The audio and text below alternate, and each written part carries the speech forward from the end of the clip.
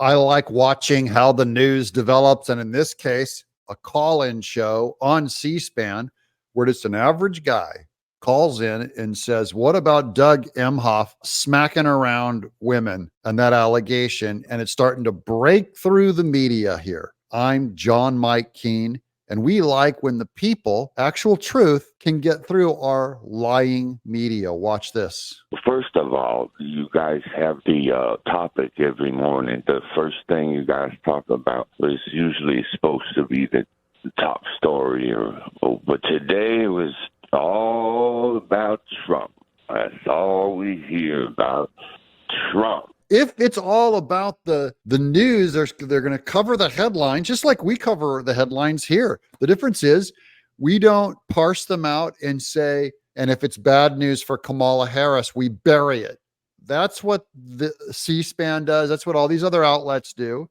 If it's something negative, they bury it. We don't. That's the only difference. We don't do that because you're not going to miss out on anything because I'm John Mike Keene. And how bad Trump is. So what I wanted to ask is, are you going to talk about what they're calling the first gentleman, Doug Emhoff, what they exposing him for he got a nanny pregnant or something like that? Yeah, something like that. Got a nanny pregnant and abused her so much verbally, she miscarried or something like that. And, and that's kind of a weird echo. Doug Emhoff has a thing for nannies. Joe Biden married Jill Biden when she was the family's babysitter / nanny. Weirdo feminists who also smack women around. Doug Emhoff.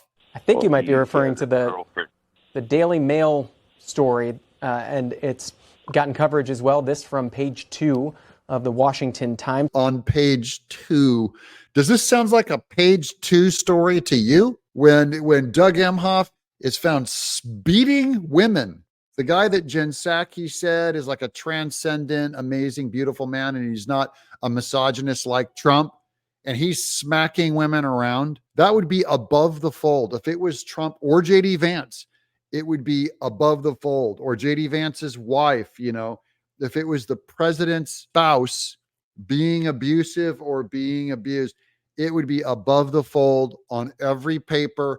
All of these news media would be shouting about it. You wouldn't need this guy groaning, calling in to remind them to do their job. And then this guy has to pull it off of page 2. Second gentleman, Doug Emhoff, the husband of Vice President Kamala Harris, allegedly assaulted his then girlfriend during a trip to France over a decade ago, according to, as the Washington Times describes it, a bombshell report in the Daily Mail. The ex-girlfriend, a New Jersey attorney whom the Daily Mail referred to as simply Jane, provided travel documents to prove that she and Emhoff spent time together at the location during the alleged incident. Corroborated. This has so much evidence. And that's part of why the whistleblower came out and started giving shared this story. This is back when Kamala Harris was going after that Christy Blasey Ford who went after Kavanaugh with zero corroboration. No one else shared it and had no memory of anything. This one had like 3 people come forward with evidence against Doug Emhoff that he did in public at Cannes, either slapped or punched a girl. One of the sources told the Daily Mail that Jane recounted the alleged violence to her 4 years later when then-Senator Kamala Harris grilled Supreme Court Justice Brett Kavanaugh in a Senate confirmation hearing related to sexual assault accusations. Spread this word around everywhere, my people. Spread this show around. Tell everyone. Doug Emhoff hits women. And that's what the Democrats call a transcendent feminist man. Just another beater, just another Harvey Weinstein, just another P. Diddy who gave billions of money to Democrats, just another, all these abusers. They cover themselves up by giving money to Democrats, and Democrats will cover for them every single time.